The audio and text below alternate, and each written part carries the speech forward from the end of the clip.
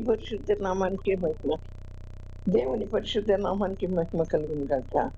ప్రభును ప్రియరక్షకులను ఆయన యేసు ప్రభు యొక్క నామంలో దేవుని సన్నిధికి కూడి వచ్చిన మీ అందరికీ కూడా పేరు పేరు వలసిన నా వందనాలు చెల్లిస్తున్నాను. అయితే నా ప్రియమైనటువంటి వాళ్ళరా, సామెతల గ్రంథం 14వ అధ్యాయం 1వ వచనంలో చూసినప్పుడు, జ్ఞానవంతురాలు తల్లి ఇల్లు కట్టును, మూఢురాలు తన చేతులతో తన ఇల్లు ఓడబెరుకును అని దేవుని లేఖనం సెలవిస్తూ ఉంది. ఇల్లు కట్టడం అంటే ఏంటి అంటే, ఇటుకలతో సిమెంట్లతో కట్టడం కాదు, కానీ ఒక కుటుంబంలో నివసిస్తున్నటువంటి వారము, మన కుటుంబాల్లో ఉన్నటువంటి వారు అందరం హృదయాలు మరి ప్రేమతో ఐక్యతతో పెనవేయబడి ఉండాలి. అట్లా ఐక్యతతో ప్రేమతో పెనవేయబడి ఉండటమే ఇల్లు కట్టడం. అయితే నా ప్రియమైన వాళ్ళ, దేవుడు మనకు ఈ లోకంలో ఇచ్చినటువంటి గృహమే పరలోక గృహంగా ఉండాలి. మనకి గొప్ప గొప్ప ఇళ్ళు ఉంటున్నాయి, మంచి అందమైన ఇళ్ళు ఉంటున్నాయి. ఉన్నప్పటికీ కూడా ఆ ఇళ్లలో నివసించే మనకు సంతోషం సమాధానం లేకుండా నివసిస్తున్నాం. కనుక నేడు చూస్తే గృహాల్లో భార్యాభర్తల మధ్య సమాధానం ఉండట్లా.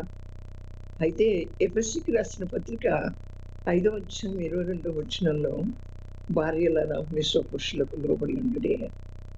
అలాగే ఎఫెసీకి రాసిన పత్రికే అదే 5వ అధ్యాయం 28వ వచనంలో, భర్తలారా మీ సొంత శరీరం వలె మీ భార్యలను ప్రేమించుడి అనేటువంటి మాటలు అనుసరించట్లేదు. కనుకనే ఈ దినాల్లో చూసినప్పుడు కుటుంబాలు విచ్ఛిన్నం అయిపోతున్నాయి. అవును నా ప్రియమైనటువంటి వాళ్ళగా. అలాగే దేవుని వాక్యాన్ని తెలిసిన మనం, దేవునిలో ఎదుగుతున్న మనం, దేవుని సన్నిధికి వస్తున్నటువంటి మనం అటు రీతిగా కాక మన ఇల్లును మన గృహాన్ని ఈ భూలోకంలో ఉండంగానే ఒక పరలోకంగా మనం మార్చుకోవాలి.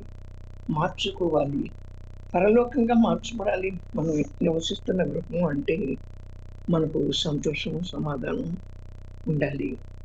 ఈ సంతోషం సమాధానాలు మరి లేకపోతే, మరి భార్యాభర్తల మధ్య సమాధానం లేకపోతే, అందుకనే దేవుని వాక్యం ఏమంటుంది, భార్యలారా మీ స్వపురుషులకు లోబడి ఉండండి, భర్తలారా మీ సొంత శరీరం వల్ల మీ భార్యలను ప్రేమించండి. ఇవి జరగట్లేదు కనుకనే సమాధానం లేకుండా పోతా ఉంది. భార్యాభర్తలు సమాధానం లేనప్పుడు, ఎప్పుడు కూడా డిస్కషన్లు వాగ్వివాదాలు జరుగుతూ ఉన్నప్పుడు, ఆ గృహంలో పెరిగేటువంటి బిడ్డలు చిన్న వయసు నుండే తిరుగుబాటు చేసేవారుగా, ఇష్టానుసారంగా బ్రతికేవారుగా ఉంటారు. అనేటిలో మరి ఆ రీతిగా ఉంటున్నారు, మనం చూస్తున్నాం. కనుకనే తల్లిదండ్రులు అయినటువంటి మనకు మరి ఒక సమాధానం అనేటువంటి ఉండాలి. మనం ఎప్పుడు కూడా డిస్కషన్ పెట్టుకుంటూ ఉంటే బిడ్డల ముందు ఆ బిడ్డలు కూడా తిరుగుబాటు చేసేటువంటి వారుగా, వారి ఇష్టానుసారంగా బ్రతికేటువంటి వారుగా ఉంటారు. మన ఇంట్లో మనం ఏమంటామంటే, యేసుక్రీస్తుని ఈ గృహాధిపతి అని చెప్తాం. యేసు ప్రభు ఈ గృహాధిపతి అని చెప్తాం, కానీ పెట్టుకుంటాం, కానీ యేసు ప్రభుని మన ఇంట్లోకి ఆహ్వానించాం.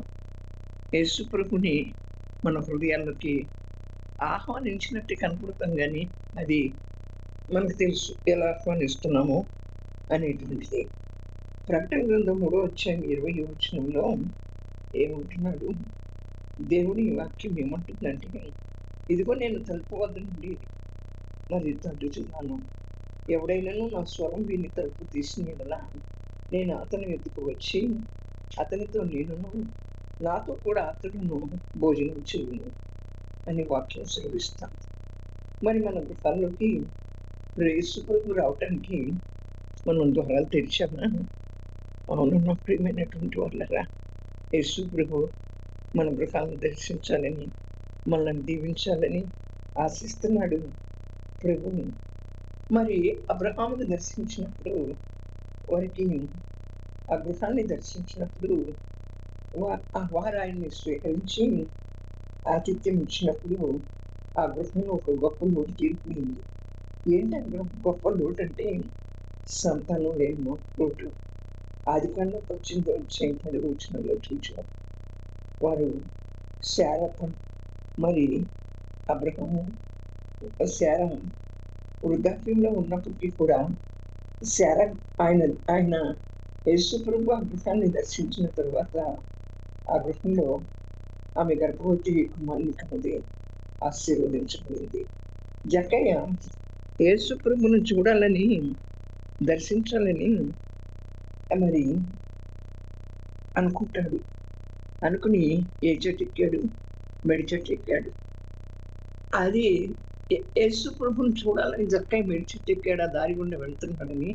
కానీ యేసు ప్రభు ఆ చెట్టు దగ్గరికి వచ్చినప్పుడు మరి యేసు ప్రభు ఆయన దర్శించి, నీ ఇంటికి రక్షణ వచ్చింది, నేడే నీ ఇంట్లో నేను ఉండాలి అంటారు.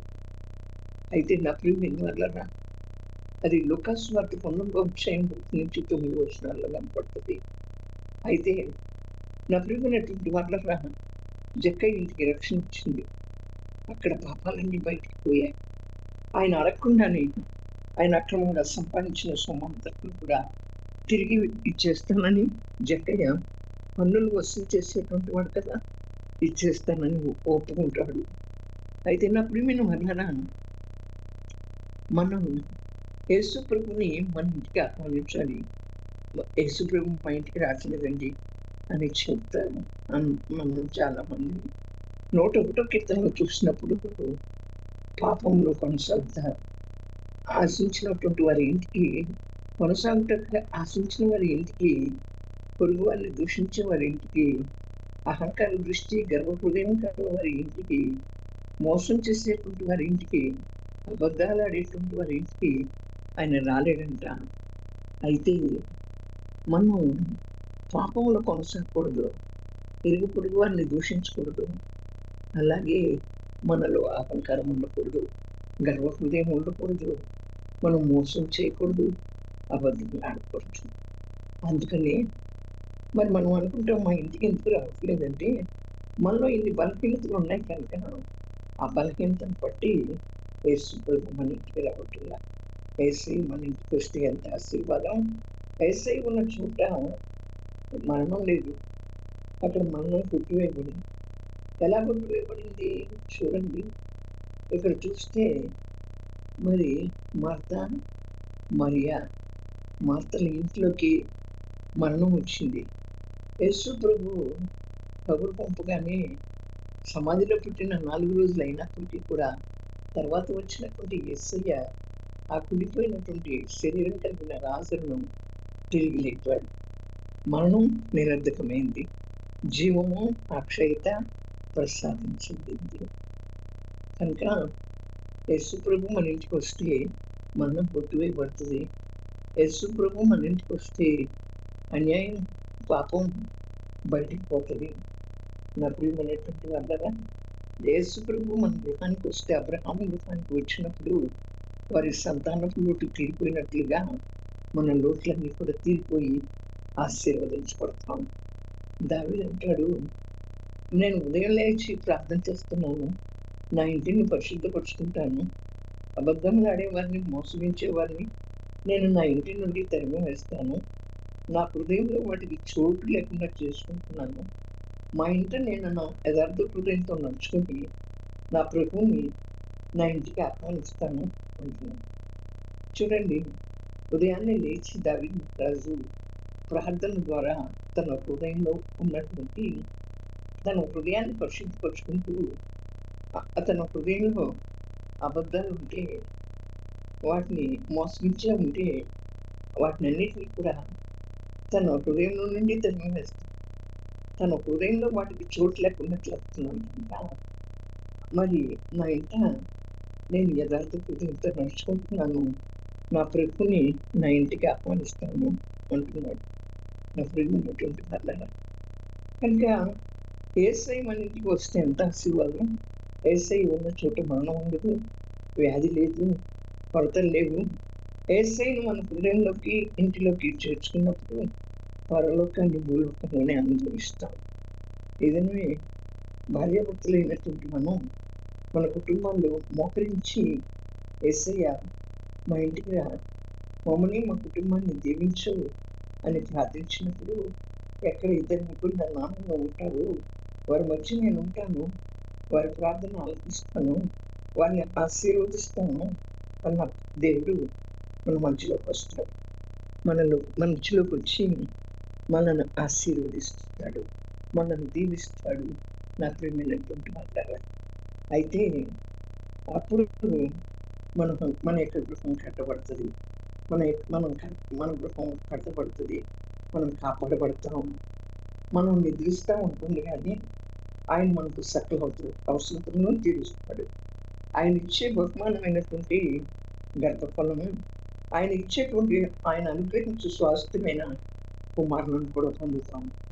మరి నీ లోకిట నీ భార్య ఫలించు ద్రాక్షవలను, నీ భోజనపు బల చుట్టూ నీ పిల్లలు ఒలీవ మొక్కలోనూ ఉంటారు, నీవు దీర్ఘాయుష్మంతుడివై పిల్లలను చూస్తావు అని దేవుని నేర్పం సెలవిస్తూ ఉంది. కనుక నా ప్రియమైన వాళ్ళరా, జ్ఞానవంతురాలు తన ఇల్లు కడుతుంది, మురుగాలు తన ఇల్లు ఓడబెట్టుకుంటుంది.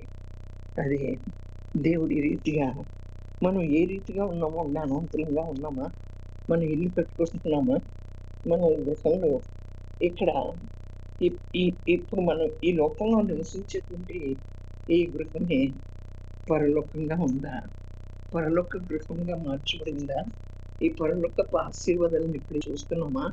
ఈ పరలోక గృహంగా మార్చబడాలంటే మనలో సమాధానం ఉండాలి, సంతోషం ఉండాలి. అవును నా ప్రియమైనటువంటి వాళ్ళగా, ఈ సమాధాన సంతోషాలని మనం ఇక్కడ అనుభవించాలి. మనం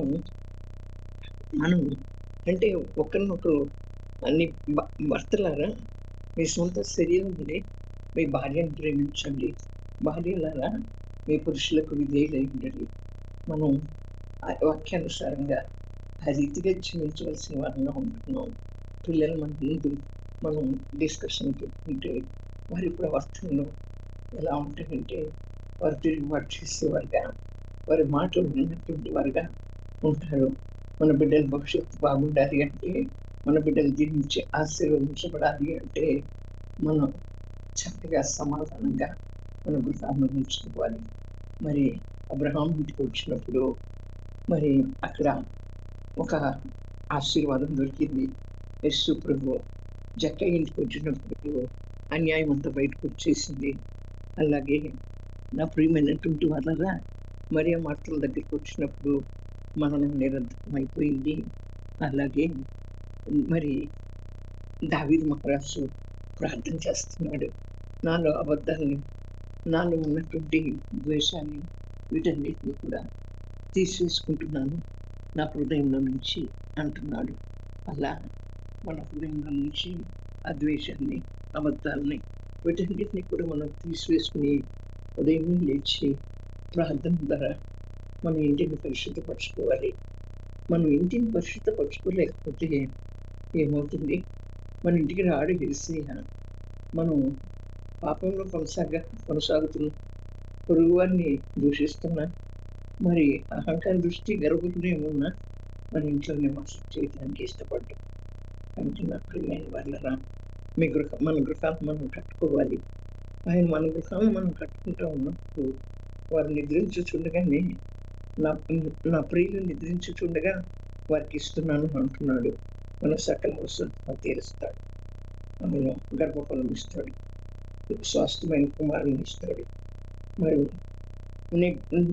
నీ భార్య ఫలించు ద్రాక్షవల్లి, నీ భోజన పనుల చుట్టూ నీ పిల్లలు ఒలివ మొక్కల వలె ఉంటారు, నువ్వు దీర్ఘాయుష్మంతుడు అవుతావు అంటుంది దేవుని వాక్యం.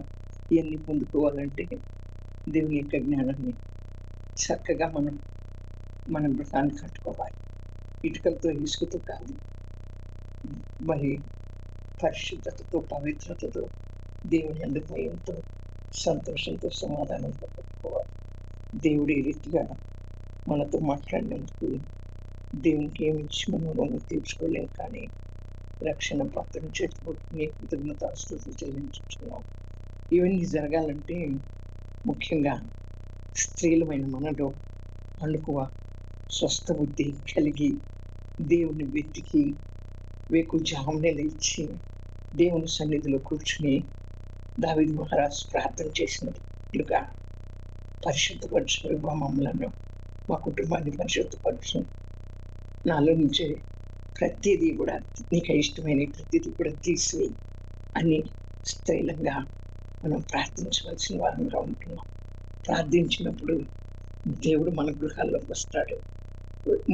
వేకువజామున 3 నుంచి 5 గంటల లోపు ఒక్క గంట అయినా దేవుని సన్నిధిలో గడపండి. దేవుడు ఎంత దేవుని ఆశీర్వాదం ఇస్తాడు. కనుక మన నిద్రమత్తులను వదిలించుకుని దేవుని అక్కడ సమీపంగా ఉంది. మనం చూస్తున్నాం. మనం సిద్ధపడాలి. మన బిడ్డలను సిద్ధపరచాలి. మన కుటుంబాలను సిద్ధపరచాలి.